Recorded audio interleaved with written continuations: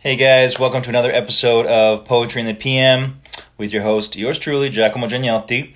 Thank you so much for an amazing episode yesterday. It was really special to read some of the books, or rather the poems from Riding the Circle, which was my friend's Place's poetry book.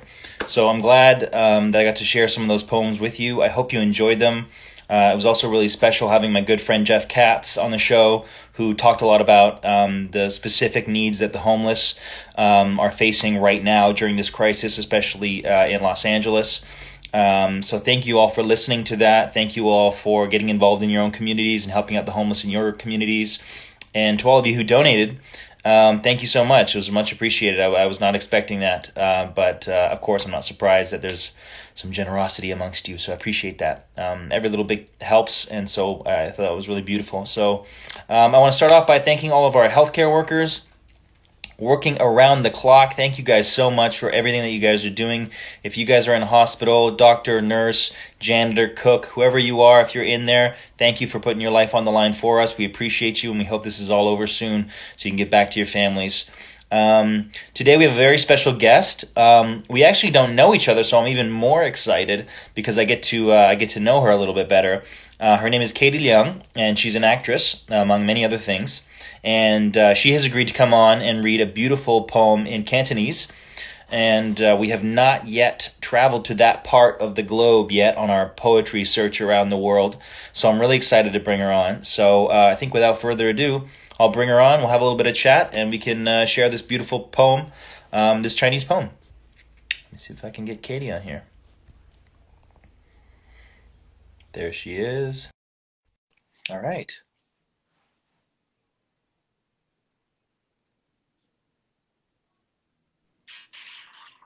Hello. Hi, Good hi. to see you. How's it going?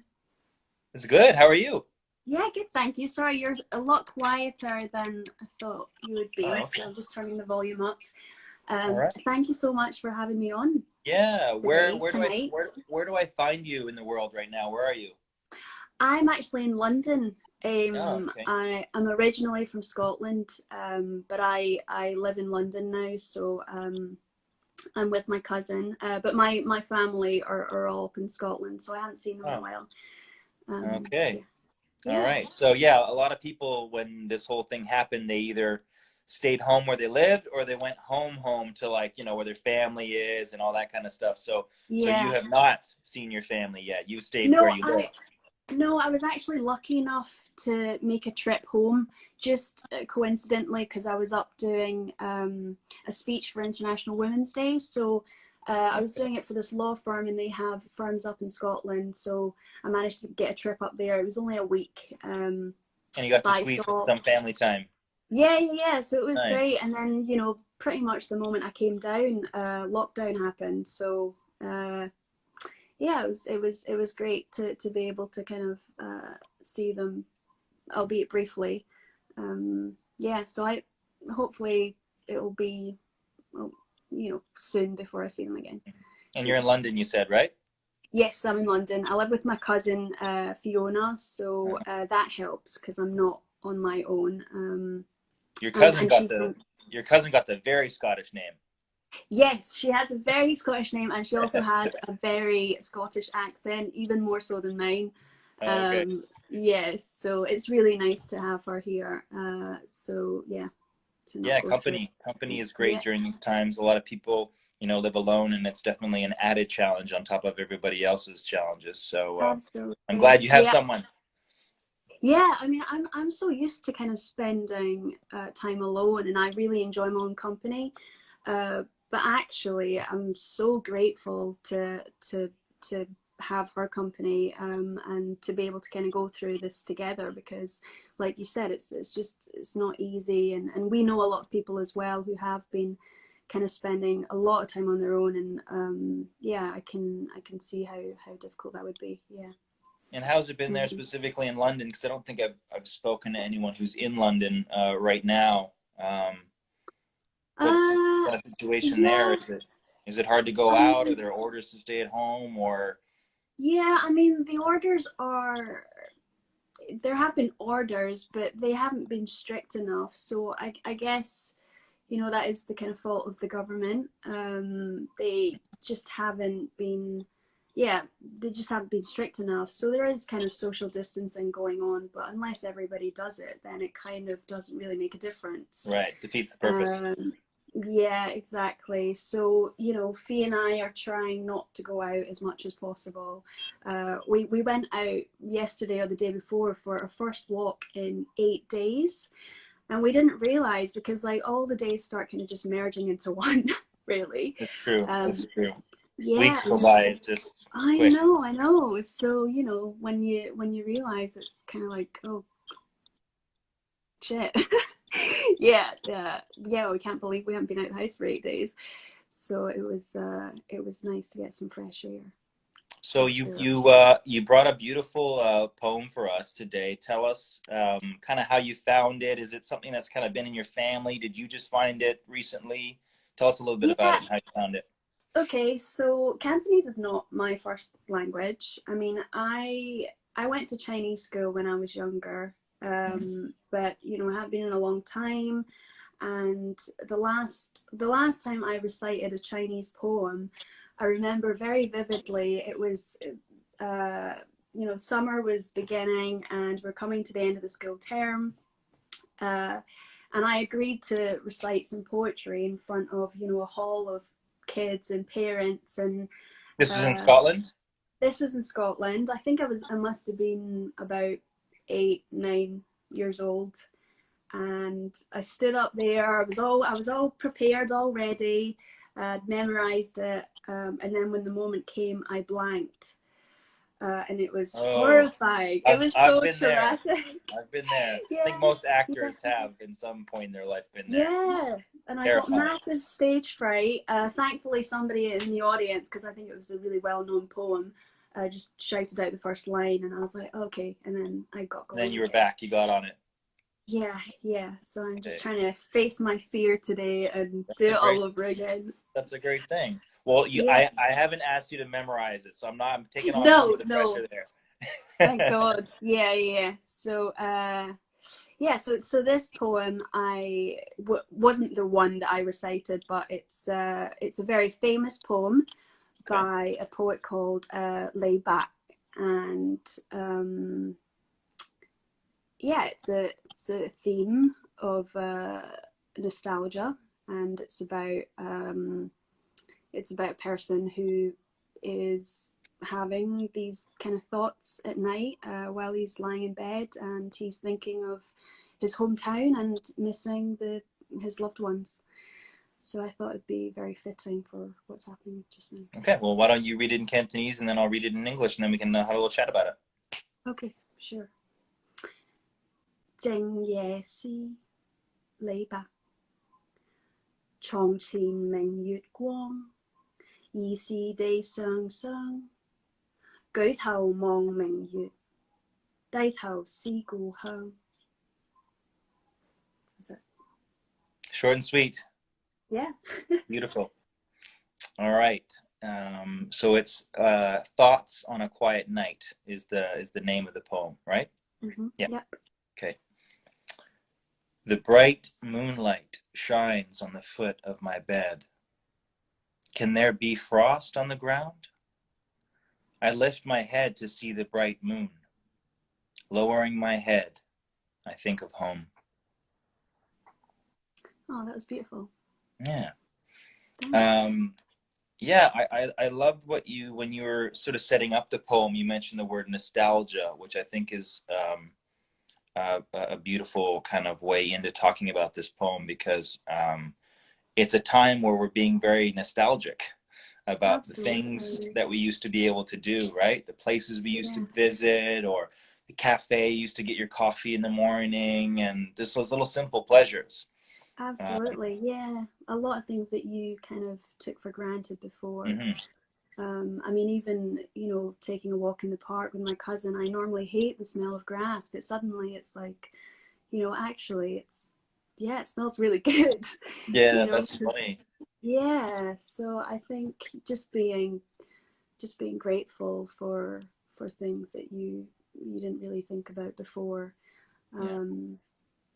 Yeah, so and it's a really simplistic poem, one that was easy enough for me to kind of translate, and also yeah, yeah. The moon can be quite hypnotic. I've obviously lived in many places in my life, many cities, countries, rooms around the world, and whenever I had access to a place where I slept, where I could see the moon, I remember it just always being a very hypnotic thing. That this Mm, moon, if you ever were sleeping in a place where maybe you were beside a window and you could actually look at the moon, it really does kind of hypnotize you and make you think of things. And in this, when he says, I see, I lift my head to see the bright moon lowering my head, I think of home.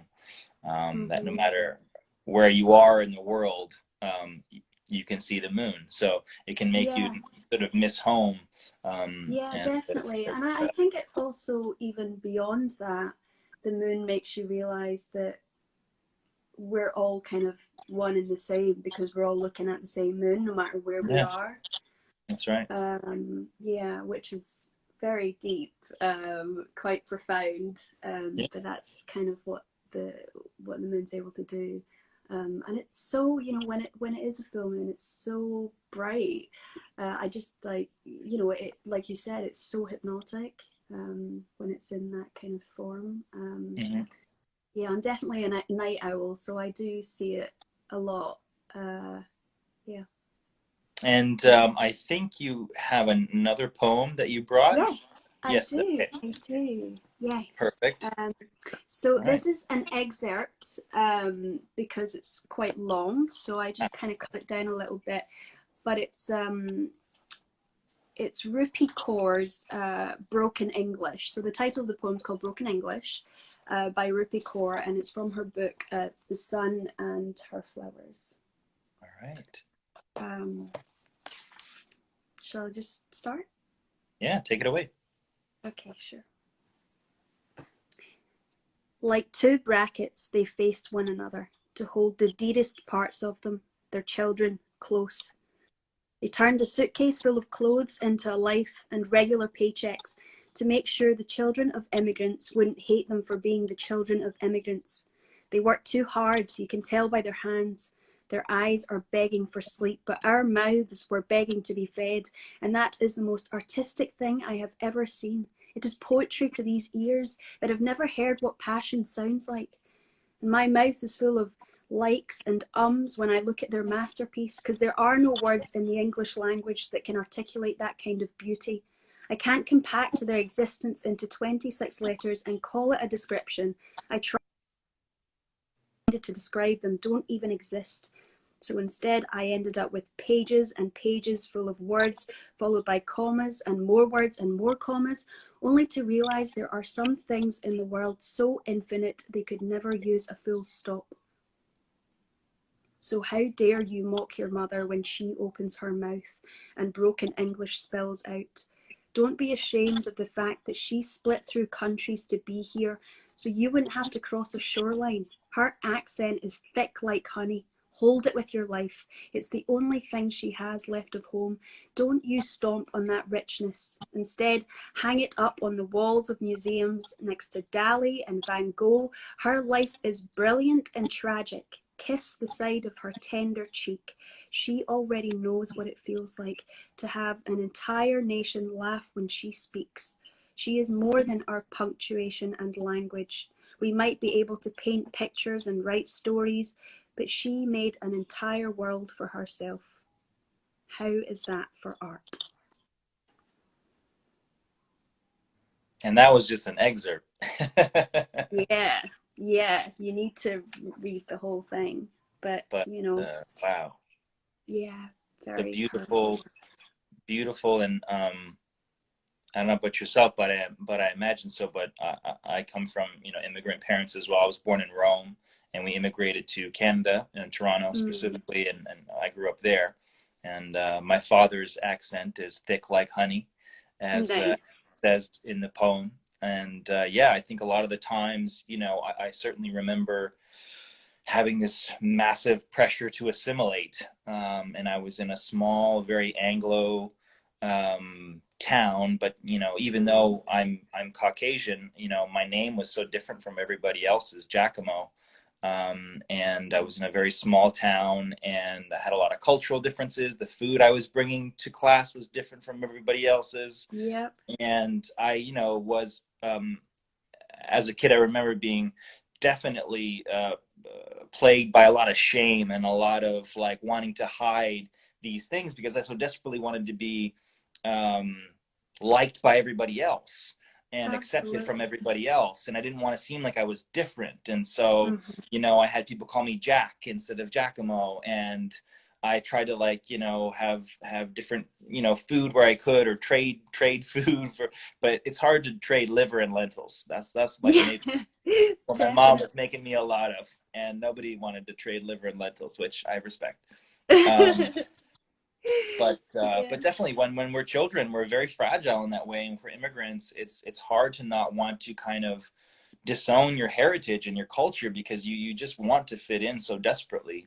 Hmm. Um, and but it's only in becoming an adult that I have so proudly claimed my heritage, so proudly claimed the sacrifices my parents made for me, so that, like you said, like, so I wouldn't have to cross the shoreline and all these other things.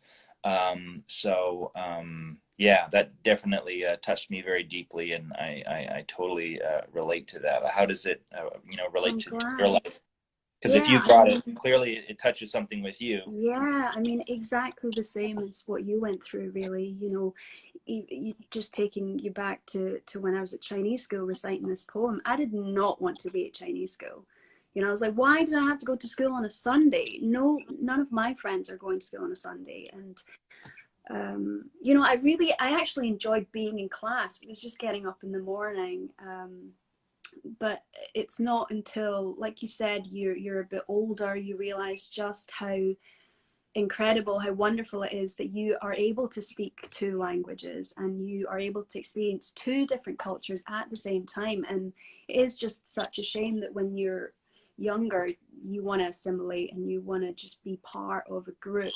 And so you kind of, yeah, just actively, um, you know, maybe for me, I remember my surname Leung is actually pronounced Leung, but when I was in primary two, which and in Scotland it's so you're about 6, 7 years old.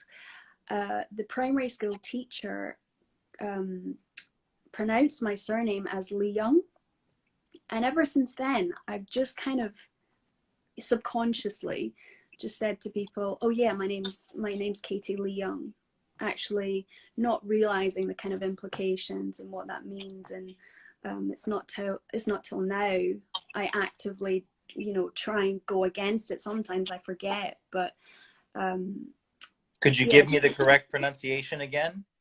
so it's Leung, Leung. Leung, Leung. Yeah, Leung. Yeah, it's pretty good. Yeah, yeah, yeah. Uh-huh. But it is quite difficult For to sure. pronounce if you're not Chinese. And I just remember I was just trying to make it easier for everybody. Yeah, Uh, I relate to it. Yeah, it's the yeah, same. absolutely. You're like, I Yeah. don't want to burden you with my culture, but as an adult, you're like, I'm such an idiot. I should have been Yeah, educated I know, so and that it's they just could, like, be more informed and meet other people from my culture and be able to be armed with how to pronounce that thing correctly. And it's like, absolutely. it's Yeah, so yeah, crazy that when you're a child, you can't grasp those things. And like you yeah, said, yeah. the profound effects it has on other people too. Mhm. Mhm. But And I I'm think so, yeah, for your just so parents as grateful. well, Yeah, I mean, great, you, know, amazing. uh, They never forced me to carry on with it if I didn't want to. But I remember turning 21, I think, and just realizing just how much I actually enjoyed learning how to write in Chinese, and learning how to read and speak it, and actively taking myself back to school, even though I sat in a class full of 10-year-olds at this point and I was, the oldest one. I really didn't mind. I was just very happy to be back and learning this language again. it's Um, kind of like a superpower that you realize because you possess yeah, this amazing key that nobody else has, or only a very select few amount of people that has. So totally. as you grow older, you really realize like, wow, like I actually have like this like amazing superpower that, you know, only a few people Mm-hmm. have. Mm-hmm. And then it becomes like this point of being proud, you know what I mean? That this pride. And but I think I think it's normal. It's tough, but I think I've had a lot of conversations, certainly with my mother and my father, um, kind of apologizing for being such a little shit sometimes when I was Yeah. younger.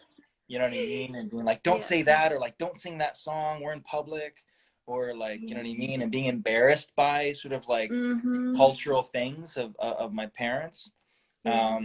But then it's like when I look back on it, I look so fondly on those moments, and those are like, you know, speaking of nostalgia, like I look on those moments as really really nostalgically, and miss those moments of being a kid, and you know, singing songs from my culture, or old TV shows, or you Yeah. know, Yeah. Yeah. things that are just Mm-hmm. so beautiful. And yeah, and it's nice that, you know, I think when immigrant parents come to a new country, there's sort of like two ways they can go. And I've certainly talked to a lot of other people who have immigrated to different countries. And some parents are like, look, like, let's, you know, do what we can to kind of, you know, fit in, but like, let's be proud of who we are. And then there's the other people who go the opposite way, who are like, no, we are here, and now that culture and those people are no longer. And we have to be, you know, these new people now. And, you know, and that's indoctrinated into the children and stuff like that. And it can definitely be traumatizing. Um, Totally. Yeah. Yeah. so it seems like your parents had a really good grasp on your culture, and wanting to instill it in you, and putting you in this school. And you know, I think a lot of parents, and my parents certainly pushed me to do a lot of things that in the moment I was really like, oh my God, why am I doing this? This is so stupid. Yeah. But when Yeah. you're older, of course, you appreciate it.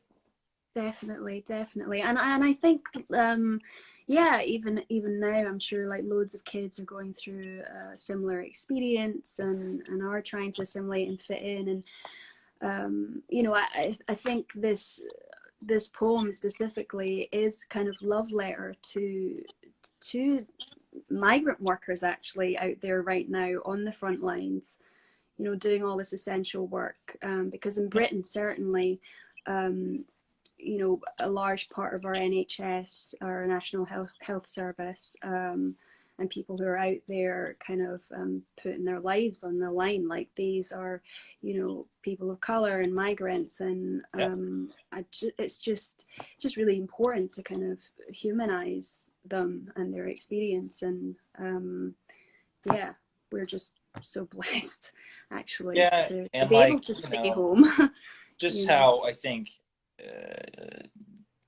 if your life is on the line, and you are sort of on counted breaths, I Mm, think race and all that really goes out the window when someone's holding your life in your hands, you know.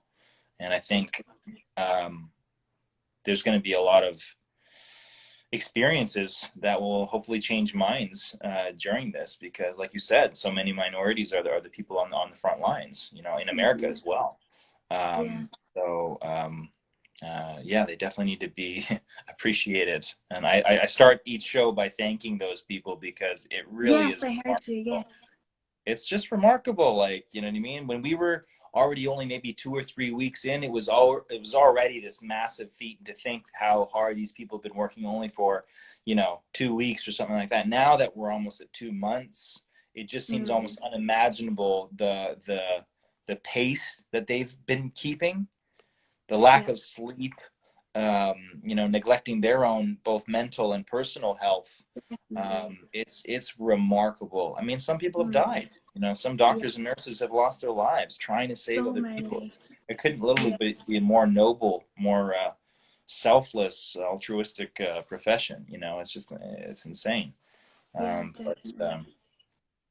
Hmm. and okay, so tell me a little bit about yourself. Like, you were born in Scotland, or you came to Scotland?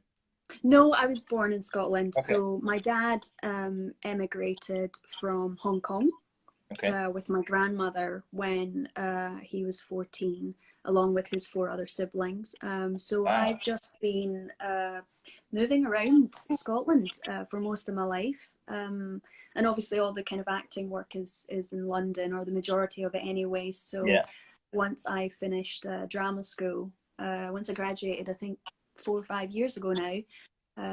Yeah, I decided to move down, and now I'm here. But you know, I go. It's not far from my hometown, so it's only an hour on the plane, 4 hours by train to get back and see them every couple of weeks, I'd say, if they're lucky. Okay, great. Yeah.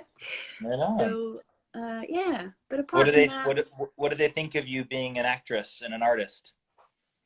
I Was mean, there kind of a vein in your family of artists? Was there someone else in your lineage who was no, kind of okay? So you're no, the I first think one to break free. a little bit, yeah. Okay. So I guess there's that kind of stereotype, which is kind of true, where Asian parents, because you know, because they're immigrants themselves or children of immigrants, you know, they've always been told to work hard and perhaps, you know, find a job as a lawyer or a doctor. And certainly I was kind of considered maybe one of the smarter ones in the family. So I think my dad had you know, really high hopes of me kind of doing something academic. Mm-hmm. But then I fell into the Harry Potter world when I went to an open audition for the role of Cho Chang. And then, so I was 16 then. I had no plans of, no dreams or desires to go into acting. And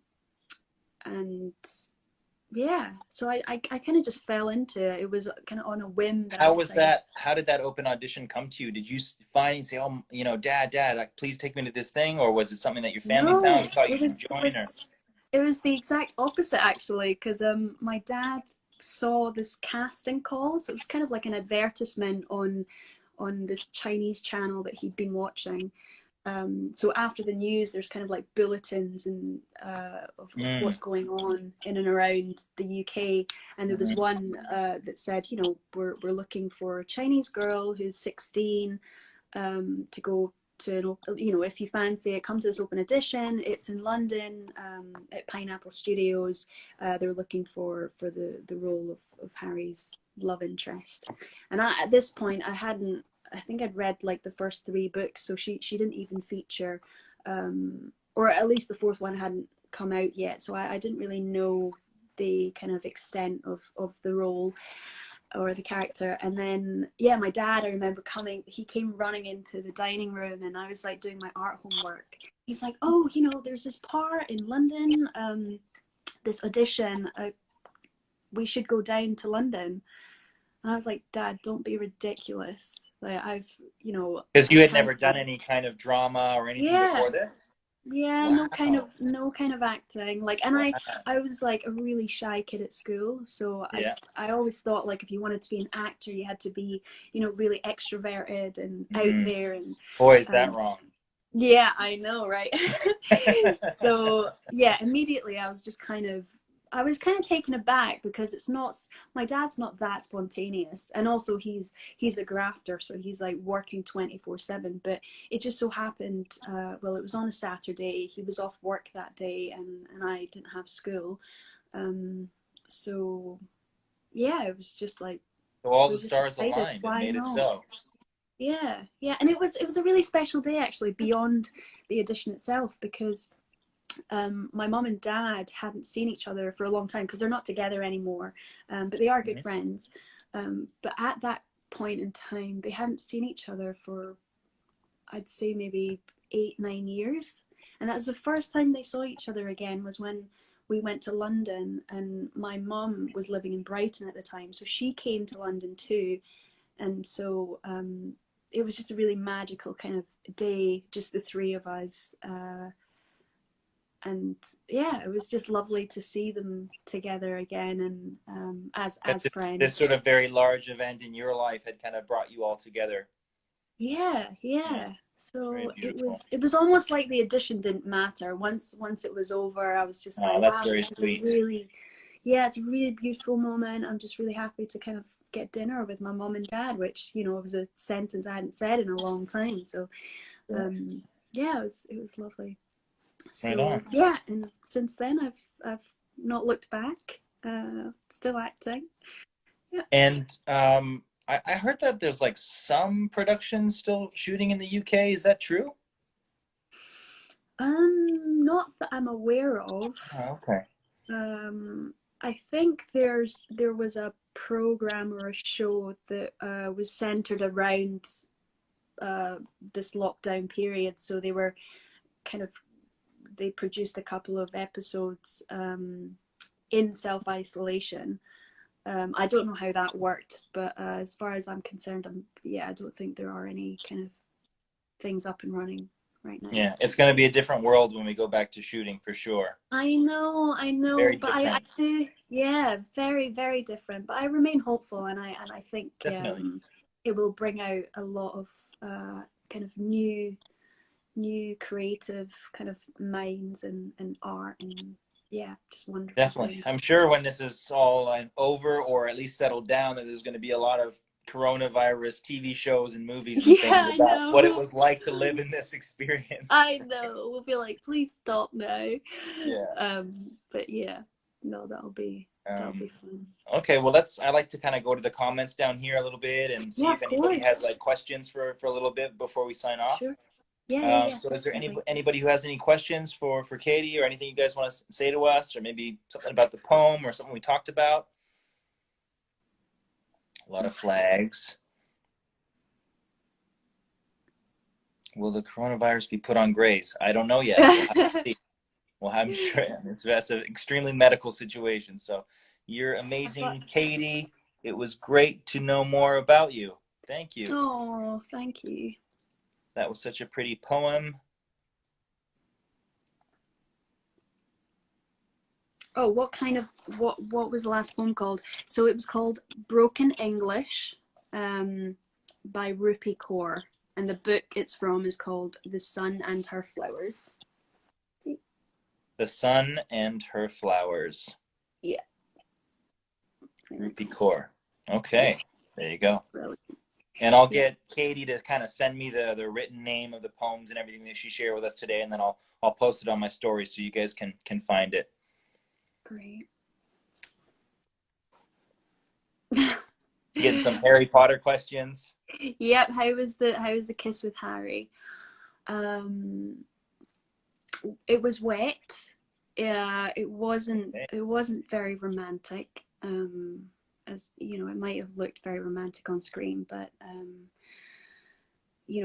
Giacomo can probably confirm that kisses on screen are never are very often very technical, actually.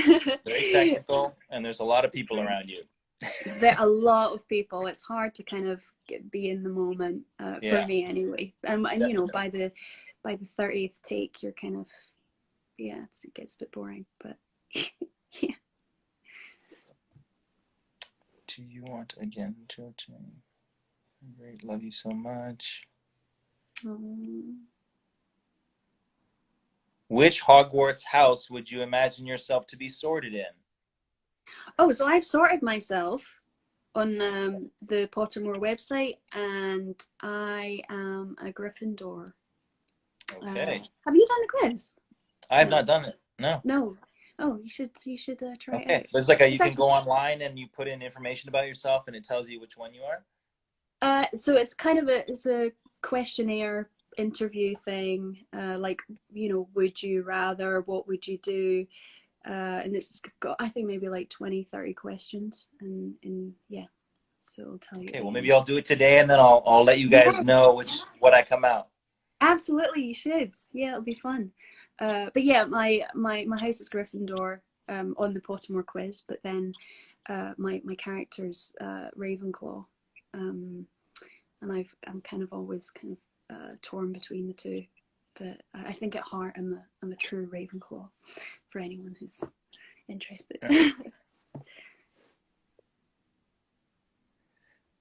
People are asking if you have something you're working on at the moment or something that might be coming out a little down the line. Any kind of projects you want to talk about or share? Yeah, I what did I do recently? I finished shooting a BBC One show called Roadkill with Hugh Laurie.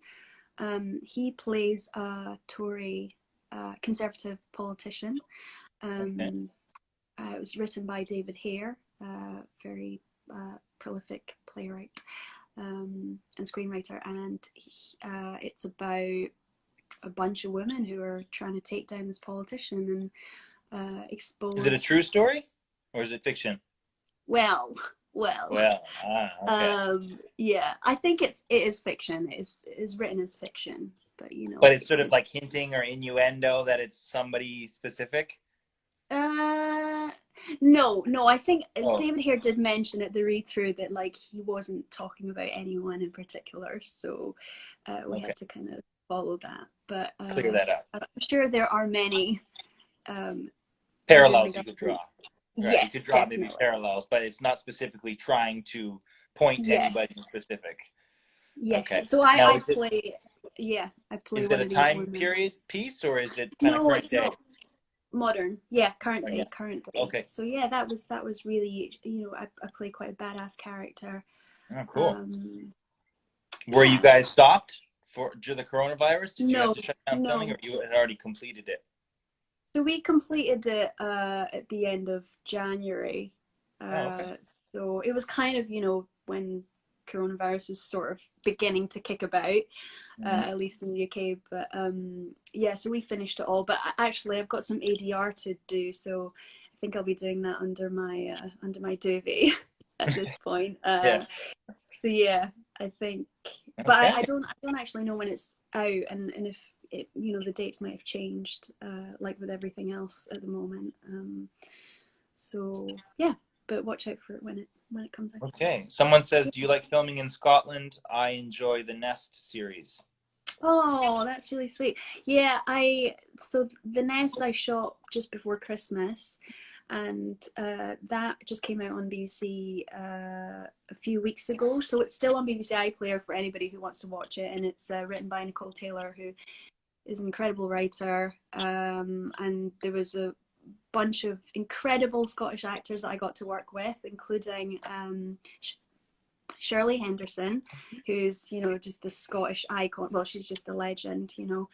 Very cool. And most of my scenes were with her, so we had a little kind of Harry Potter reunion. But also, Oh, she's right. just yeah, but she's just an incredible actress, and I kind of yeah, love how I Harry Potter united so many actors from all over the UK. It's really cool. It's yeah, not I just people know, from London or from it's like people from all over. It really united you all guys. over. Really cool. Yeah, yeah. I'm just grateful I didn't really know who anyone was when I first started out, because I would just be starstruck the whole time, Mm. because they've got so many incredible actors on there. But yeah, what was I going to say? It was one of the first jobs actually that I'd done since Harry Potter 16, 17 years ago, that I was able to play this role in a Scottish accent. And that meant a lot to me, because it made me realize just how much I was deprived of my own accent. I think it's like it's the thing where in the industry you're so used to listening to either American or RP or kind of standard British that I guess people come to the assumption that it's really difficult to understand a Scottish accent, and for them to kind of do a series just with the Scottish accent, and within the Scottish accent there's loads of kind of different ones as well. It's not just Sure. Scottish, there's Sure. Glaswegian, Edinburgh, Dundee. So I really kind of relished and embraced being Scottish in it. So I might Very even a cool. bit, yeah, really kind of heavily Scottish, in contrast to how I speak now. I haven't quite yet been able to play a Roman, which is where I'm from, and Rome Right. also has we have dialects in Italy. Like if you move, 20 or 30 miles, people start to sound different. Yeah. And I would love to one day, play a really Roman character where I can really like dive into that Roman Yeah, accent, yeah, like yeah. quite Oh, dirty that'd be and fun. brilliant. Like Yeah. some kind of blue collar kind of guy would be fun. Haven't got to flex that muscle. Yeah, of course. What does it sound like? Is it one that you have? So Roman is Oh, kind of like we clip a lot of the words. So we kind of clip sort of a letter or two off of a lot of the words. So it's shorter. right. It's almost like it was like built from this necessity of moving quickly. So it's Yeah, like we yeah, don't didn't yeah, have the time to say the whole word, so we yeah. kind of cut all the words up a bit. I mean, I relate to it kind of like a lot of the accents in England, in London. Mm-hmm. It's more kind of like blue collar accents. And I was watching this series called Top Boy on Yeah. Netflix, Mm-hmm. Mm-hmm. and that's sort of like how I imagine like Roman sounds from like an Italian perspective. Right. Okay. Of, uh, Brilliant. yeah, just kind of like new little invented words, but you can kind of understand things, and everything's kind of shortened and clipped, and yeah. So it would be fun to play around because I imagine. Have you ever had to, not had to, gotten the chance to act in Chinese and in Cantonese? Or like, have you ever sort of where you had to Yeah. speak I extensively? mean, yeah. So I I did it for a Channel 4 show a couple of years ago called Run, where I played an illegal immigrant who was on the run. Um, and honestly, I found it quite uncomfortable because Mm, I don't have a Chinese accent and China is huge. sure, So for someone to say do a Chinese accent, it's kind of, unless it's very specific as to where in China, then it's really difficult just to kind of come up with something. And definitely. I think people have ideas of what a Chinese accent is in the same way that I kind of had a vague idea because I'm not from China, yeah, I don't know. I think it's quite a difficult one, isn't it? To yeah, yeah. It's a question that I'm always kind of grappling with, and it's kind of centers around those issues that we talked about earlier about shame, and what it means to put on an accent, Hmm. and that was only a couple of years ago, and I guess I still kind of felt like, oh, I don't know if I'm doing this right. I really want to honor this accent, but at the same Sure, time, sure. I don't know. No one can tell me if I'm doing it right, and I can only uh, do as much research as I can from Hmm. watching a couple of YouTube videos. But beyond Yeah, that, with accents, it's funny. Like, there's this whole school of thought which like I never really gravitated towards that. It was all about studying accents and dialects from a very kind of like phonetic, um, I don't know, like very, all about the letters and the words and everything like hmm, that, and studying it. And I'm like, but there's no sounds in there. You're just looking at letters on a page, and yeah, making sound. Like, it never made sense to me. For me, my way through accents is I had to find the person. I had to find the human that spoke yeah, the way I wanted to speak. mhm, You know what I mhm, mean? Because you say, oh, could you do like a Scottish accent for this audition? Is there general Scottish? There's no such thing. Like, everybody yeah, from Scotland has a twinge because of where exactly that they were born and totally. raised and influenced, right? So it's Mhm, like, mhm. if I maybe stumbled across a video of you speaking, I'd be like, oh, I want to speak like Katie. Like, that's what I want to sound like. So then I would just pour into hours of listening to you speak, and Yeah. be mimicking you the whole time until it just becomes absolutely flawless. Mhm, And mhm. that was the way. I couldn't look at like, oh, this is the way you pronounce the E sound and the A. Like, that's just not the way my brain Yeah. works. Like, I work in Yeah. mimicry. So I Mhm, just need to mhm. find the person who talks the way I need to talk, and then I just, like you say, just obsess and research and Yeah. listen to their recordings for hours and hours and hours, trying to Yeah, sound like them totally. and repeat their exact thing. Because that's how you create something specific instead of Mhm. something general. Like you were saying, you're like, oh my God, this Chinese accent. Like, I don't, like, from where in China? You know what I mean? Yeah, How do what's I do that it mean? honor? Yeah, yeah. I have to Yeah, be referencing something specific, not something general. totally. Yeah, yeah. So And also definitely. with that as well, you have to be confident. It's like a lot of it is confidence as well. Mhm. I had to do an Irish accent, a Dublin accent specifically Mhm. for an audition, and I sought out a dialect coach, and she was incredible. And the thing is, when she was listening to me, because she's Irish as well, so she Oh, that's great. yeah, so that really helped. Listening But to it her was, is already, I know, but it was yeah. so funny because every time I tried really hard to be specific about the, you know, the consonants or the way that a certain letter sounded, I couldn't do it. I was like, I was rubbish.